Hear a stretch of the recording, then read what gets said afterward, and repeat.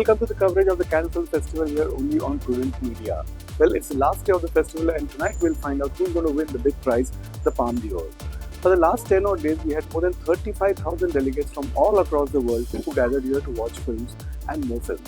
But if you're not a delegate, there was absolutely no problem. The festival had you covered. Every evening at the beach, there was something called La Plage, that means cinema at the beach, Cinema La Plage, where films were screened, where people could sit on a chair by the beachside and enjoy film screenings. Yesterday night, Ken Kesey's novel-based One Flew Over the Cuckoo's Nest, directed by Miloš Forman and starring Jack Nicholson, was screened here, but there was a massive queue to watch these films.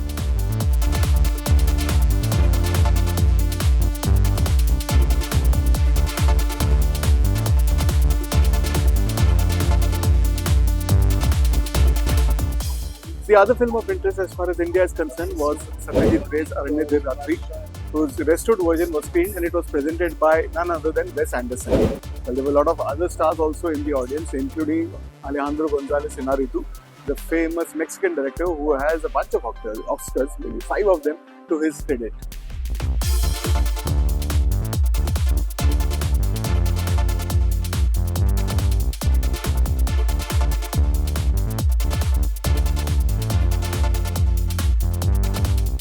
Over the last 10 days at the festival, well, we saw a lot. We saw independent movies, we saw stars, we saw celebrities, and we saw a lot of people walking down the red carpet, which was a big deal.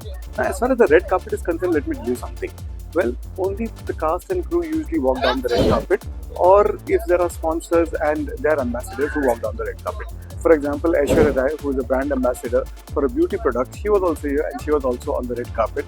And of course, back in India, the fact that she was wearing a sindoor made more news than anything else at the Cannes Film Festival. Well, apart from that, we also hear of influencers walking down the red carpet. Now, some of them are brand ambassadors, but some of them, well, they just have good PR agents. And a lot of it, let me tell you, is purely about PR.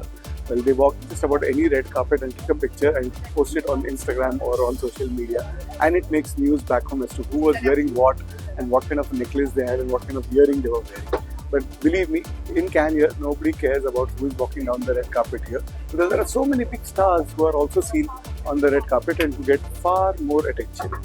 As you can see behind me, this is the famous red carpet at the Grand Theatre Lumiere, which right now is being unrolled because the festival has come to an end.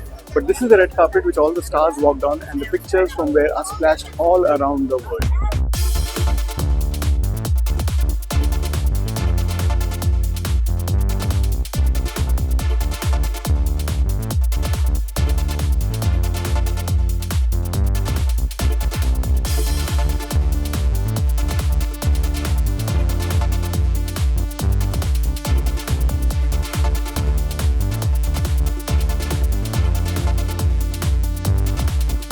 And here's a quick wrap of the films that were screened at Cannes this year.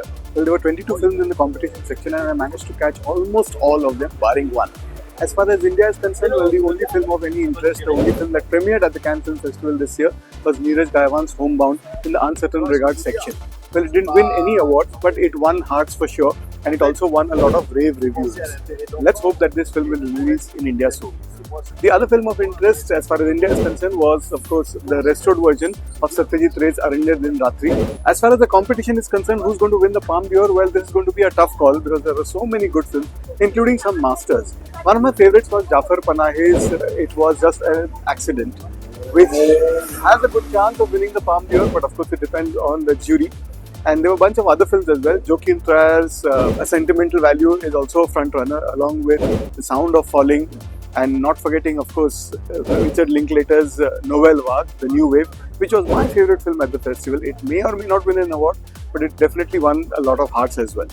Well, apart from those films, I would say Sirat has a good chance, maybe for Best Director, because it's a brilliantly directed film. Then people are also talking about Romeria, the Spanish film, and the Dardenne brothers, who have won the Palme d'Or twice, have made a strong comeback with a very touching film called Young Mothers. As the red carpet comes off, symbolizing the wrap of the Cannes Film Festival, well, I hope you enjoyed our coverage. Until next time, it's goodbye from me from here in Cannes.